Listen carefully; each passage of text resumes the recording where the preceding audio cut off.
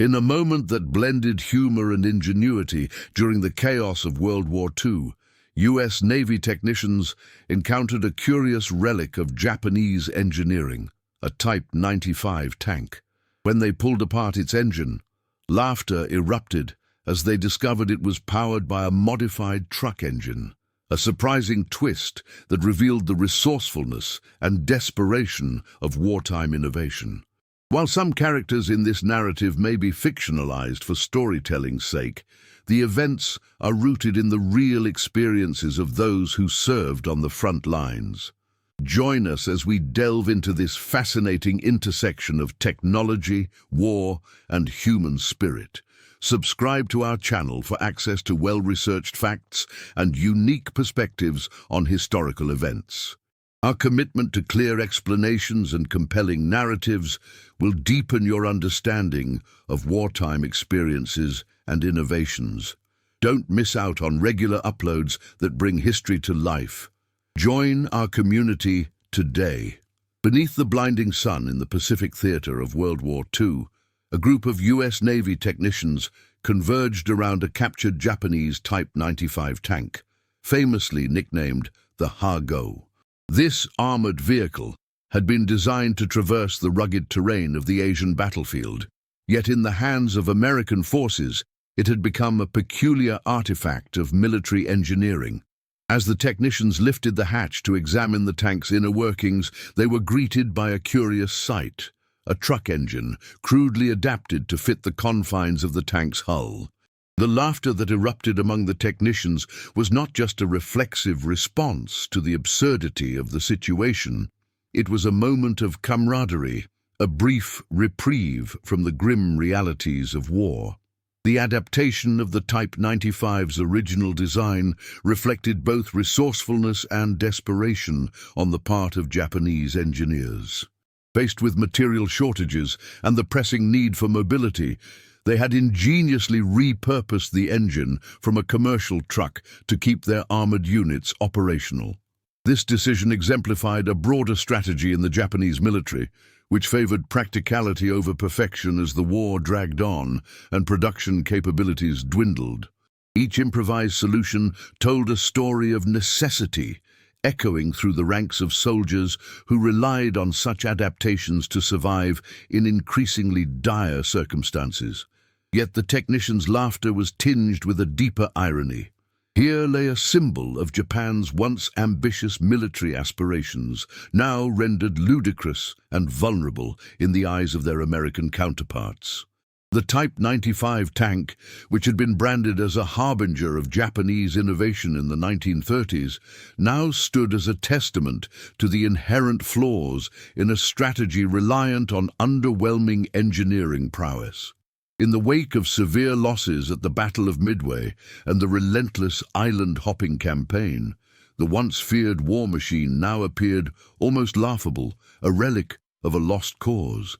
As they continued their disassembly, the technicians were struck by additional elements of the tank's design. The armor, while modest by Western standards, showcased the efficiency of Japanese manufacturing techniques.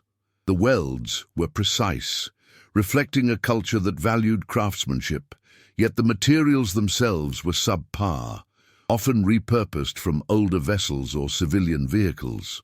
The juxtaposition of the tank's robust exterior and its frail internals presented a stark metaphor for Japan's military ambitions, a facade that belied an underlying vulnerability, much like the fabled samurai who stood bravely but ultimately fell before superior forces. The technicians jotted down notes and sketches, fully aware of the implications of their findings. As the war continued, intelligence regarding enemy technology became crucial. Captured vehicles like the Type 95 provided insights into Japanese manufacturing methods and strategic priorities, allowing U.S. forces to adapt their tactics accordingly. The laughter shared by the technicians was not merely a momentary distraction. It represented a breakthrough in understanding an adversary that had once seemed inscrutable. In the wider context of the Pacific Campaign, the dismantling of the Type 95 signaled the shifting tide of war. The early years had been marked by a series of stunning victories for Japanese forces, but the ensuing battles laid bare the limitations of their logistics and engineering. The Hago's shortcomings became emblematic of a broader malaise that afflicted the Japanese military, a reliance on outdated tactics and technologies at a time when adaptability was critical. The American victory in the Pacific hinged not only on superior firepower, but also on the ability to innovate and respond effectively to an evolving battlefield. As the technicians returned to their work, the laughter faded, replaced by a focused determination to gather as much information as possible. Each component they removed from the Type 95 added to a growing repository of knowledge that would inform future engagements. The war was a complex theater of not just brute force, but also of intellect, as understanding the enemy became as essential as confronting them on the battlefield. The captured tank would eventually contribute to the larger narrative of the war, underscoring the importance of intelligence gathering and technological adaptation. The sight of the Type 95, once a symbol of Japanese aggression, reduced to a punchline among American technicians, highlighted the unpredictable nature of war. It illustrated how quickly fortunes could change and how the most formidable of machines could be rendered obsolete by the very act of disassembly. As the sun dipped lower on the horizon, the technicians recognized they were not just dismantling a vehicle, but peeling back layers of history, revealing the stark realities of a conflict that had drawn in nations and shaped the course of global power. In the quiet that followed their laughter, a sense of purpose settled among the crew. The laughter was more than a fleeting moment. It was a reminder that even in the depths of war, humanity could find levity. They were not just technicians, they were part of a larger narrative, one that spanned continents and generations. The Type 95 would one day be forgotten, but the lessons gleaned from its disassembly would not fade into obscurity. Engaging with the remnants of their enemies' ambitions, they became creators of their own destiny, armed not just with weapons, but with knowledge and insight. As the dawn broke over the Pacific theater in the summer of 1944, the remnants of a battlefield encircled by lush foliage lay scattered like giant toys. The American forces, buoyed by their recent victories in the island-hopping campaign, were steadily moving across the Pacific, inching ever closer to Japan itself. But amidst the fierce firefights and strategic maneuvers, there existed a quieter undercurrent of curiosity and ingenuity. When U.S. Navy technicians discovered a captured Japanese Type 95 tank, they viewed it not just as a relic of war, but rather as a piece of machinery that could inform their understanding of an enemy that had, until recently, seemed cloaked in mystery. The Type 95, known in Japanese as the Keigo, had been a staple of the Imperial Japanese Army since its introduction in the late 1930s. Designed to be lightweight and maneuverable, it was armed with a modest 37mm gun and intended for use in the dense jungles of Asia. As the technicians gathered around the tank, their eyes gleamed with the prospect of revealing the secrets hidden within its steel shell. They approached it like archaeologists unearthing an ancient artifact, intent on peeling away the layers of its construction to understand how their adversary had sought to adapt to the unique demands of combat. With wrenches and screwdrivers in hand, they set about disassembling the vehicle, peeling back its armored skirts and exposing the heart of the beast. The first surprise came when they uncovered the Type 95's engine, a mere truck engine adapted with a few modifications to fit the tank's specifications. The technicians exchanged bewildered glances, followed by laughter echoing through the humid air. It was as though they had uncovered a clown in a circus of warriors. Here they had expected to find a marvel of engineering that would rival their own M4 Sherman, but instead they found a hodgepodge of makeshift solutions that spoke volumes about Japan's wartime resourcefulness and desperation. Yet, The laughter masked a deeper realization that began to settle among the technicians. The crude adaptations of the Type 95's design revealed an enemy forced to improvise under the strain of limited resources. The Japanese military, faced with stringent shortages of materials due to Allied blockades and industrial bombings, had resorted to making the best of what was available. Beneath the superficial levity, the technicians began to appreciate the resilience of their opponents, a resilience that had allowed Japan to maintain its hold over vast territories in the early years of the war. In their laughter, the technicians recognized a profound irony. While they could mock the inferior technology, it was the very will to fight and innovate that had made their struggle so protracted and challenging. As they continued the disassembly, their discussion turned to the broader implications of their findings. The Type 95 was representative of a militaristic ethos that prized cunning and adaptability, characteristics that had been critical to Japan's initial successes in the Pacific. It became evident that the war was not merely a clash of weaponry, but of philosophies and approaches to conflict. The technicians debated whether the Allies had underestimated the complexity of the Japanese mindset, their ability to turn limitations into creativity. Each piece removed from the tank felt like a revelation, unfolding layers of strategy that extended far beyond the mechanics of war. In the days that followed, the technicians meticulously catalogued their discoveries. Dissecting the workings of the Type 95 became more than an exercise in technical expertise. It transformed into a study of the human condition under duress. They pondered the stories of soldiers who had operated these tanks, men forced to grapple with the limitations of their equipment while still striving for victory. Each rusted bolt and warped plate they examined bore witness to battles fought in the jungles of Guadalcanal and the islands of New Guinea. The tank, once a symbol of aggression, morphed into a conduit for understanding the complexities of warfare and the psychological toll it extracted from both sides. During a lull in their work, one technician, a young sailor from Iowa named Thomas, shared a story from his childhood. He recalled how his father, a farmer, would patch together broken machinery to keep the farm operational. The parallels between his father's determination and the improvisation of the Japanese military struck a chord with his comrades. They realized that while the technological gap was real, the spirit of innovation transcended national boundaries. In a way, the Type 95 was not just a reflection of Japanese ingenuity. It mirrored the universal struggle for survival and success that existed in every corner of the world, including within their own ranks.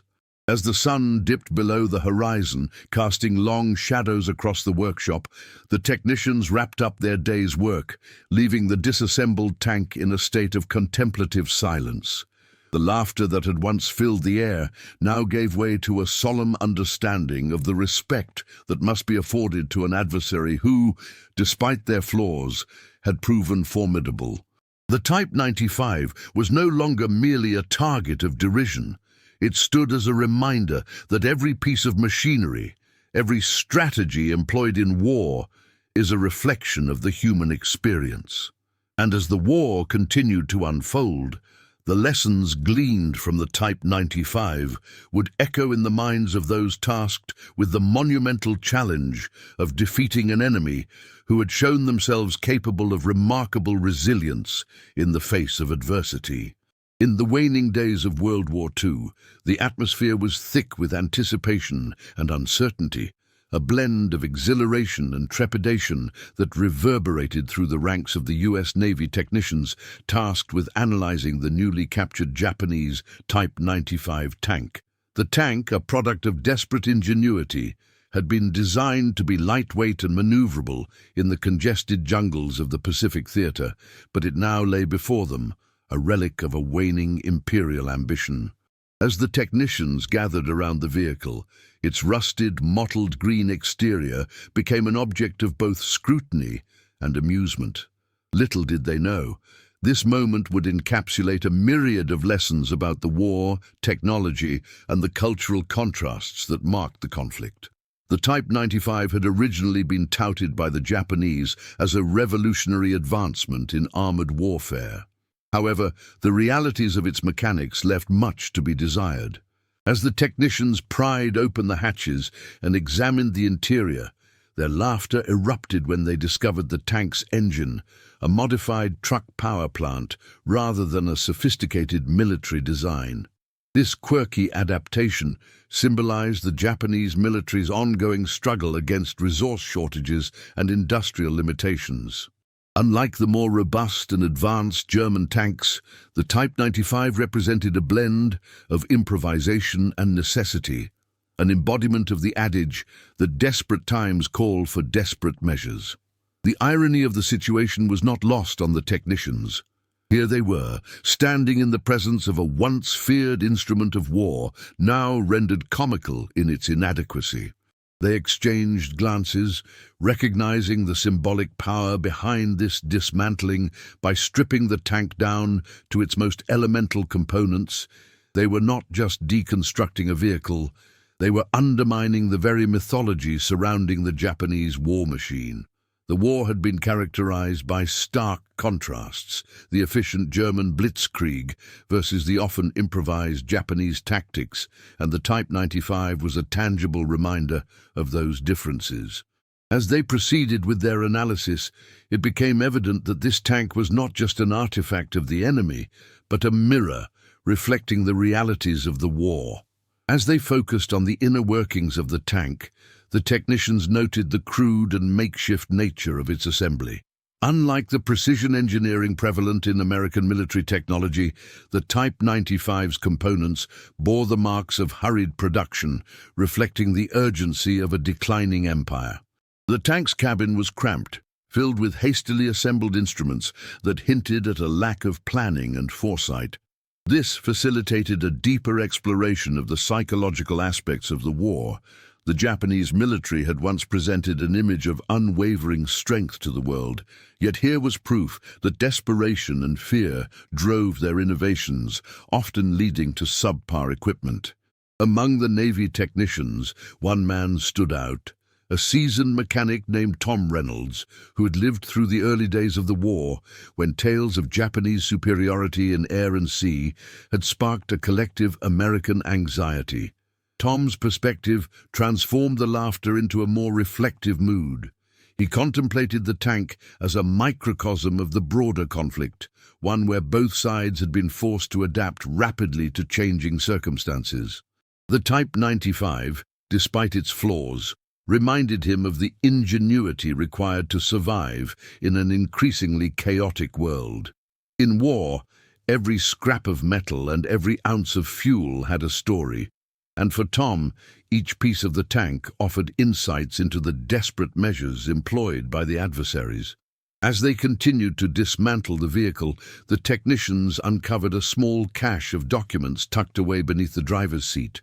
These yellowed papers contained motor schematics and hastily scribbled notes about the tank's operational protocols.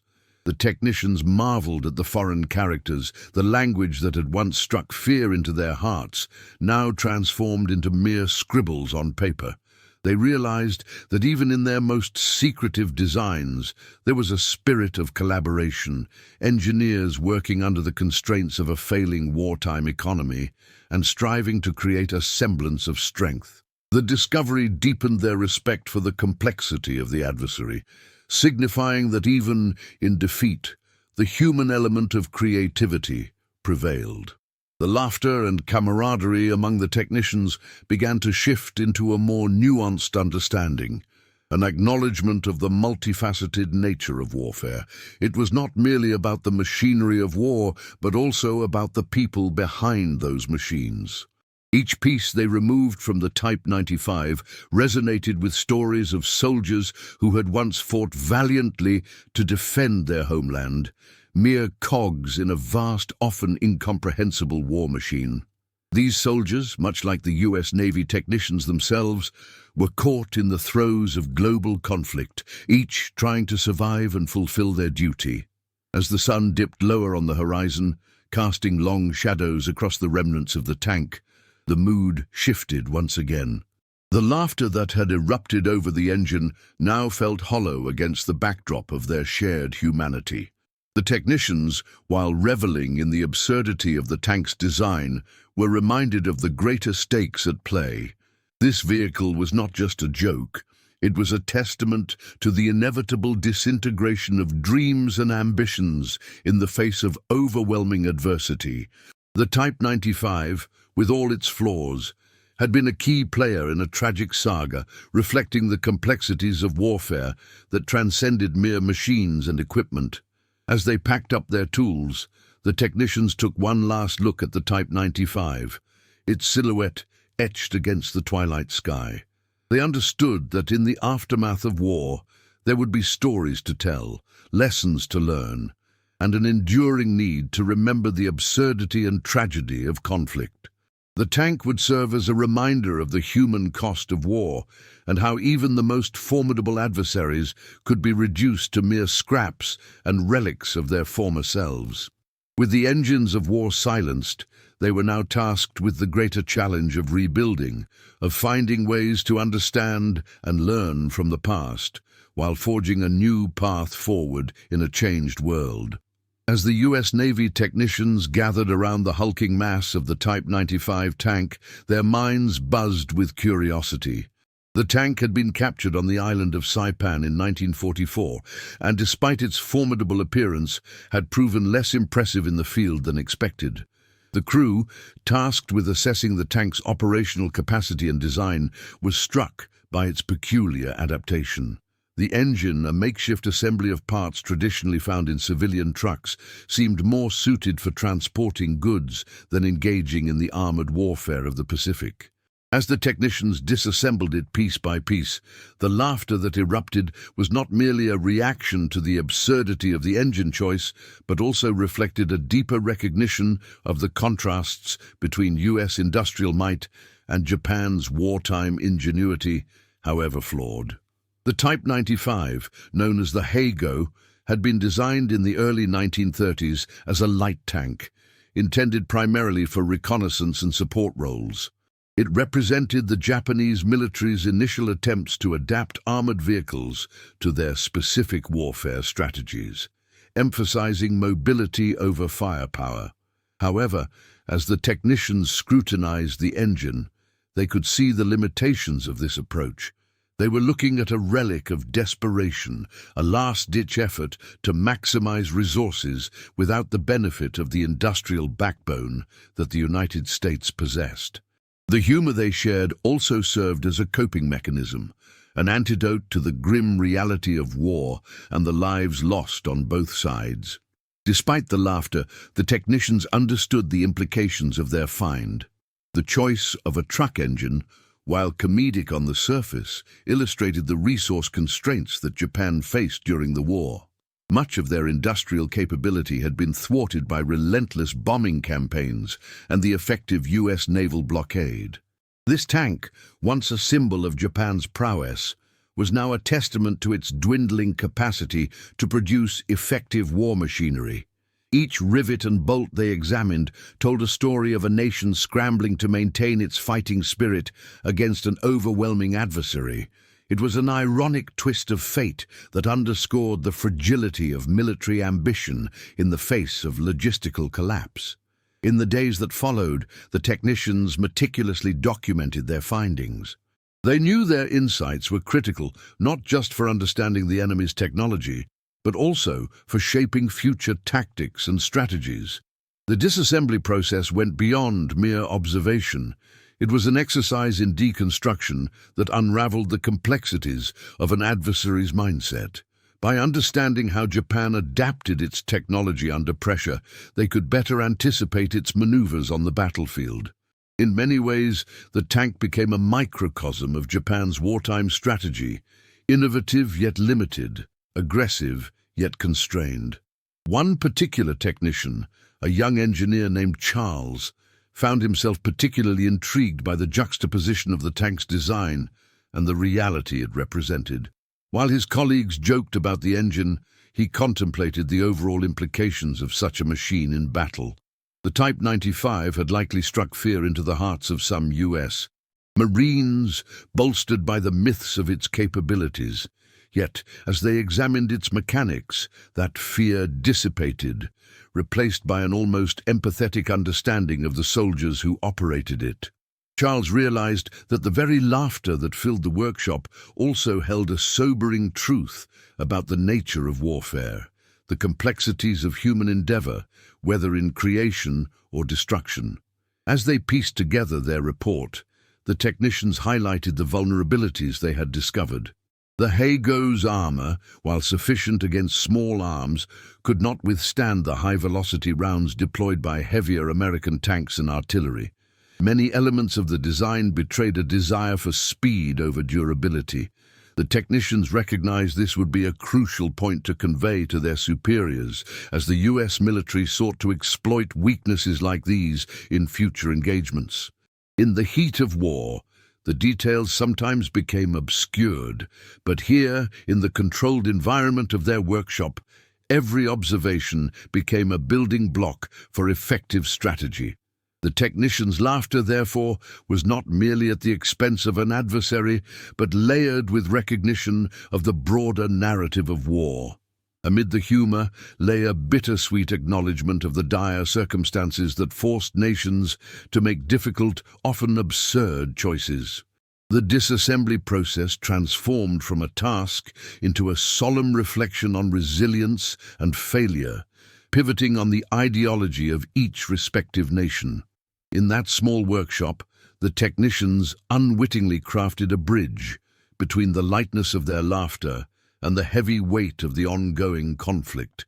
As the report neared completion, the technicians convened for a final discussion, sharing their thoughts on the implications of their discoveries. They understood that humor can coexist with respect for the adversary, a nuanced perception of warfare that was often overlooked in glorified narratives. They had witnessed, in a tangible form, the struggle of a nation to find its footing amidst the chaos of a world war. The Type 95, emblematic of Japan's innovative yet constrained military strategy, stood as a reminder of the myriad paths that led nations to conflict and the fateful choices made in the crucible of war. In the end, as the sun set over the Pacific, casting long shadows over the workshop, the technicians closed their report, bound by a shared experience that transcended their individual roles. They had learned lessons not just about machinery, but about the resilience and limitations of humanity. Each part of the tank, in its own way, symbolized the broader fight for survival, an emblem not of just enemy ingenuity, but of the inherent struggles faced by all who find themselves caught in the gears of war. As the U.S. Navy technicians gathered around the dismantled carcass of the Type 95 tank, the humor of the moment proved irresistible. They were no strangers to the idiosyncrasies of enemy engineering, having encountered various foreign vehicles that often betrayed a mismatch between ambition and execution. However, the Type 95, with its curious repurposed truck engine, struck them as a comical embodiment of Japan's wartime ingenuity and desperation. This juxtaposition of a formidable military vehicle with an engine designed for civilian use seemed to summarize the challenges Japan faced in sustaining its war effort. The Type 95, originally intended as a light tank, had been hastily outfitted for the battlefield. Its engine, a four-cylinder unit from a modest commercial truck, had undergone modifications that were, at best, a series of creative compromises.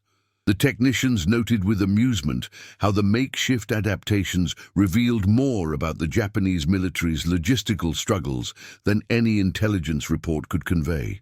In a war characterized by rapidly evolving technologies, this tank brought to light the vulnerabilities of an empire stretched thin, attempting to juggle military ambitions with the realities of industrial capacity. As the technicians continued their examination, the sunlight glinted off the armor plates, which displayed a patchwork of repairs and hastily applied camouflage paint. Each dent and scrap of metal told stories of their own, reminiscent of the tanks that once rolled through the fields of France or the deserts of North Africa. The Type 95 had made its way to the Pacific Theater, where its role was less about direct confrontation with heavy Allied armor and more about mobility and support in the jungle warfare that defined much of the conflict. This revelation prompted reflections on the broader context of the war. Despite their initial confidence, Japanese forces were increasingly finding themselves on the defensive. For the technicians, the disassembly was not merely about understanding the mechanical workings of the vehicle, but also served as a lens through which to view their enemy's struggles. The Type 95 became a physical manifestation of the ideological clash between the two nations. While the United States enjoyed an industrial advantage that produced high-performance tanks like the M4 Sherman, the Japanese had resorted to temporary solutions, a testament to their innovative spirit, yet also an acknowledgement of their precarious situation. In that moment, the laughter that erupted among the technicians echoed not just relief at their progress, but a deeper understanding of how the war had pushed both sides to extremes. Yet within the laughter lay a more somber recognition of the strains that such a contraption represented. Each component of the Type 95 resonated with stories of sacrifice, of men who had fought bravely, often in ill-equipped vehicles, driven by the fervor of patriotism and national pride. The technicians, though momentarily entertained, could not escape the weight of the tragedy that had unfolded in the Pacific. The irony of a military vehicle structured around a civilian engine subtly echoed the harsh realities of war. Even the mightiest powers could find themselves humbled by resource scarcity and logistical miscalculations. As they leaned over the tank, probing its innards with wrenches and screwdrivers, the technicians began to exchange stories about their own experiences in the war. Each anecdote, punctuated by bursts of laughter, bridged the gap between the mechanical examination and the lived realities of combat. They spoke of the ingenuity displayed by soldiers on both sides, of the makeshift repairs they performed under fire, and of the shared humanity that could emerge even amid devastating conflict. While their roles as combatants might have diverged, their lives were inextricably linked through the commonality of struggle and survival. Amidst the laughter, a sense of camaraderie emerged, underscored by a collective understanding that the war was far from black and white. The technicians recognized that the Japanese soldiers, like themselves, were drafted into a conflict that would reshape their futures. The Type 95 tank, with all its flaws, became a symbol not of an enemy to be ridiculed, but of the human spirit's resilience in the face of overwhelming odds.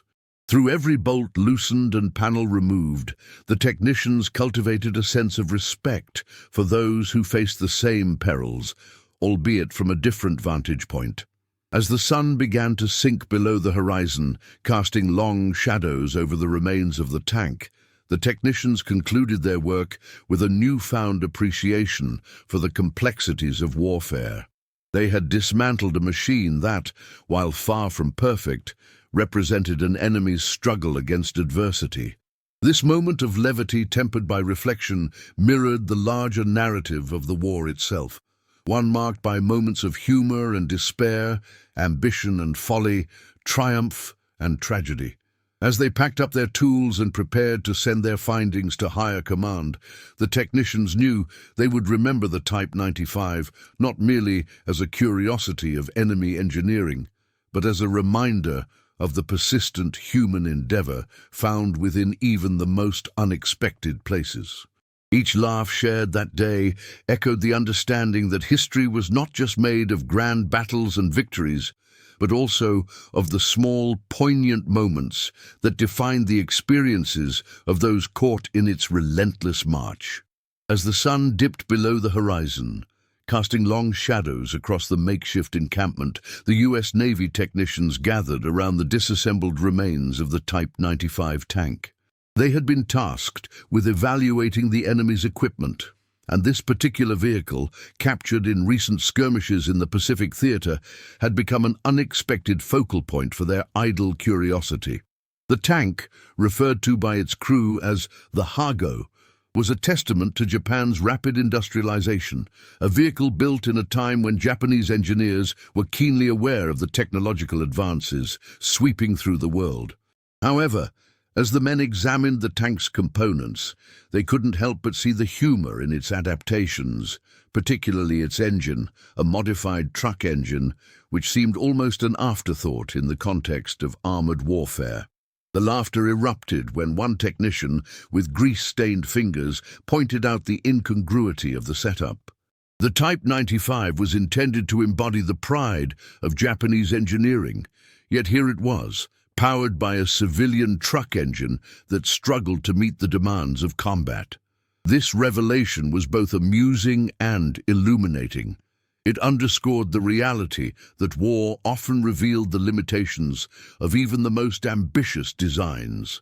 The Japanese military had been forced to innovate under the constraints of resource scarcity, a situation exacerbated by an increasingly inhospitable wartime economy. This makeshift adaptation became a symbol of desperation, a hallmark of an empire stretched thin. The technicians' laughter mingled with the steel clanking of tools against metal, creating a soundtrack of camaraderie amidst the tension of war. Each man was reminded of his own country's industrial prowess, particularly the US's capacity to churn out war machines at an unprecedented rate. The contrast between the robust American tanks, like the M4 Sherman, and the more vulnerable Type 95 encapsulated the broader narrative of the conflict. The US had entered the war with a distinct advantage in manufacturing capabilities, which had not only bolstered its own forces, but also became a crucial aspect of the Allied strategy to outlast and outproduce their enemies. As they dismantled the tank further, examining its lighter armor and limited firepower compared to their own vehicles, their laughter gave way to a contemplative silence. It was a moment of reflection. Here was a piece of machinery that had served its purpose in engagements against Chinese forces and other adversaries, yet it was now rendered obsolete. The technicians could not help but feel a twinge of pity for the soldiers who had relied on this vehicle, aware that the laughter shared today was born from the tragic reality of warfare and loss. They understood that behind the humor lay a profound respect for the adversary. Even in the face of what they perceived as limitations, the Japanese forces had fought valiantly. The Type 95's fate was sealed, yet it served as a reminder of the rapidly changing tide of war. The engineers and technicians who had designed it had been grappling with their own set of challenges: limited access to materials, a national focus on expanding an empire, and the insatiable demand for innovation amidst ongoing conflict. The juxtaposition of the tank's intended purpose and its practical limitations prompted a deeper understanding of the complexities that defined both the Japanese war effort and their relentless pursuit of technological advancement. They had built their empire on the backs of innovation, yet the war had forced many compromises. With each component they examined, the technicians also engaged in conversations about the future of warfare. The lessons learned from dissecting the Type 95 extended beyond mere amusement. They were beginning to understand the importance of adaptability and innovation in combat. As warfare continued to evolve, so too would the technologies that fueled it. Discussions turned towards what lessons would be gleaned from this tank, how they might influence their own designs and strategies moving forward. The light-hearted atmosphere was giving way to earnest dialogue, revealing the deeper bonds formed through shared experiences in conflict. Amidst the laughter and reflection, one technician paused, holding a worn photograph of the Type 95 crew, frozen in a moment that belied the harsh realities of war. He wondered about the men who had once relied on this machine, about their ambitions and fears, their own stories echoing through time even as their vehicle lay dismantled. Such musings were a reminder that beneath every piece of military hardware lay a human story, a testament to courage and despair.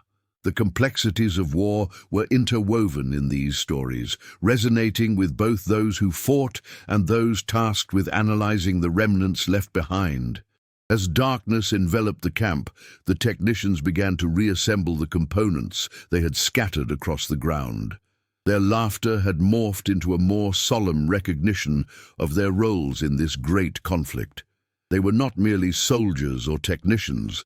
They were historians, tasked with preserving the narratives of war, encapsulating the lessons learned from the engines of destruction.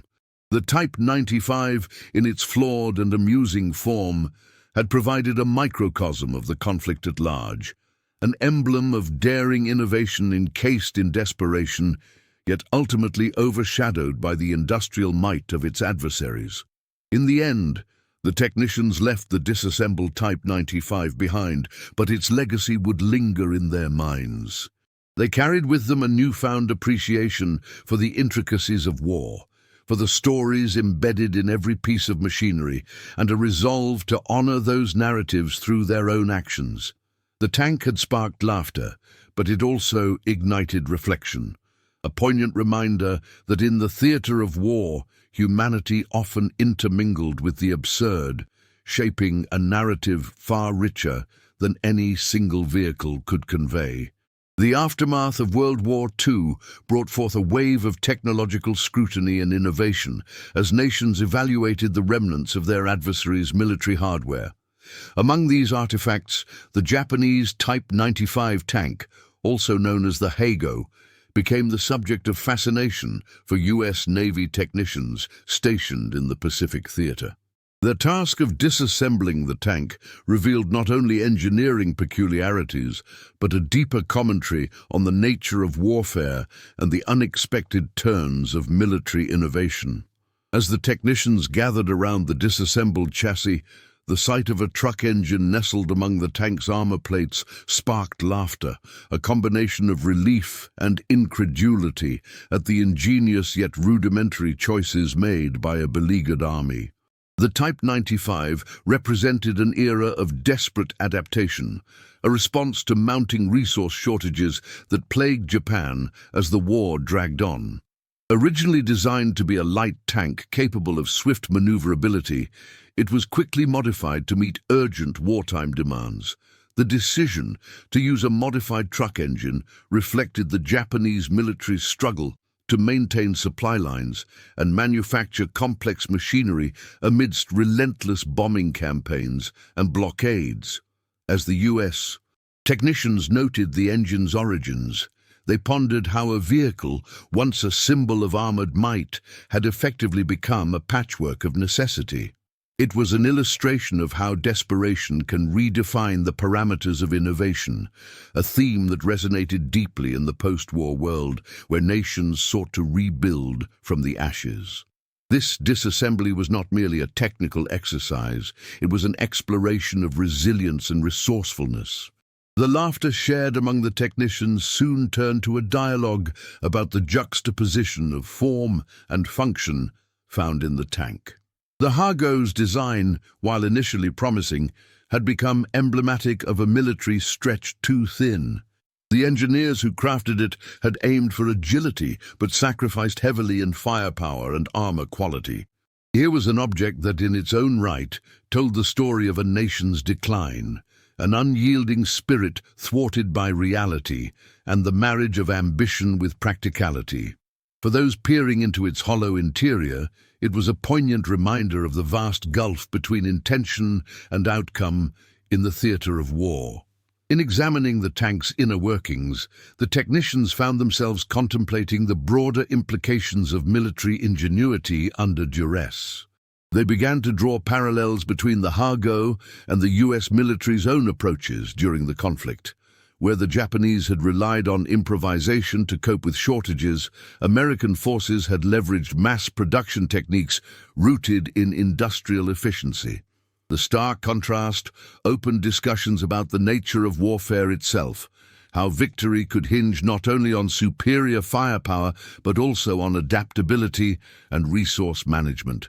Yet even as they dissected the military hardware, they recognized that it was the context of sacrifice and loss, both of men and machines, that imbued these discussions with deeper significance. As the afternoon wore on, the sunlight filtering through the hangar doors cast elongated shadows across the disassembled tank, a visual metaphor of the passing legacy of the conflict. The laughter that had initially erupted morphed into a solemn reflection on the futility of war. Each component of the Type 95 now stood as a testament to the hopes and tragedies of those who had fought within its confines. The technicians, while detached from the front lines, felt the weight of history pressing upon them as they considered the lives irrevocably altered by the decisions that led to the creation of such a vehicle. Among the technicians, one recalled a story of an encounter with a Japanese soldier who had once operated the Hago. The soldier spoke of the tank with a mix of pride and remorse, detailing the fervor with which he engaged in battle, even as he faced insurmountable odds. The story lingered in the air, a reminder that for every piece of machinery lay a human story, woven with dreams, fears, and the harsh realities of conflict. The connection fostered between the technician and the soldier, though separated by years and ideologies, emphasized a shared humanity that often gets lost amid the narratives of war. As the evening shadows deepened, the technicians finished their work with a sense of closure. They had dismantled not just a piece of equipment, but a relic of the past, a symbol of a bygone era where both triumph and tragedy were indistinguishably linked. The laughter that had echoed within the hangar was replaced with a profound silence, one that reflected recognition of the complexities inherent in any military endeavor. The Type 95 crossed their path as an artifact, transient yet impactful, prompting thoughts that would linger long after the remnants were discarded or repurposed. Ultimately, the Type 95 tank stood as a reminder that every conflict leaves behind more than just debris. It shapes perceptions and ideologies. In dismantling it, the technicians did not merely break down metal and machinery. They engaged in an act of reconciliation with the past. The laughter that had echoed through the hangar transformed into a collective understanding, a shared acknowledgement of the absurdities and tragedies of warfare. The lessons learned from the Type 95 would unfurl within the context of the Cold War, where nations would grapple with the balance between innovation and morality, ultimately influencing generations to come. In the aftermath of World War II, the dismantling of the Japanese Type 95 tank by U.S. Navy technicians serves as more than just a moment of levity. It encapsulates the complex interplay of innovation and adaptation that characterized wartime ingenuity on both sides. While laughter may have erupted from the realization of the tank's unconventional engine, it also highlights the stark realities of conflict, where resourcefulness often became a necessity in the face of adversity. Each bolt removed and component examined carried the weight of decisions made in desperation, reflecting the harsh truths of a war that reshaped nations and identities. As we reflect on these moments, it is essential to acknowledge the resilience inherent in all involved: the engineers who designed these machines, the soldiers who operated them, and the technicians who analyzed their adversaries' creations. This historical episode invites us to consider not just the technological triumphs and failures of warfare, but also the broader implications of creativity under duress and the lasting impact of war on humanity. In remembering these stories, we embrace a shared responsibility to learn from the past, ensuring that the lessons of ingenuity and adaptation are not forgotten as we navigate the complexities of our contemporary world.